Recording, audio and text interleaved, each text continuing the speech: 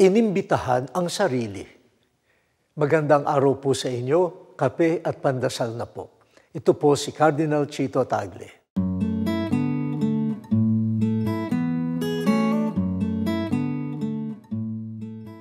Marahil marami sa atin ang mahihiyang magpaimbita sa party ng iba. Maghihintay ka kung kabilang ka sa mga iimbitahan. Kahit gustong-gusto mong dumalo, kung hindi ka naman imbitahan, di pasensya.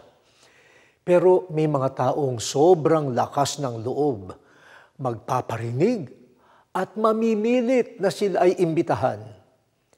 Inimbitahan ang sarili sa party ng iba. Kung naiinis ka sa mga taong presentado, may isang nag-iimbita ng sarili na dapat patuloyin. Yan ay si Jesus.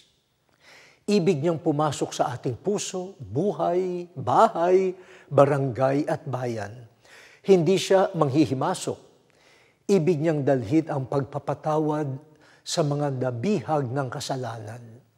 Dala-dala niya ang kapayapaan sa mga naguguluhan at nagkakagulo.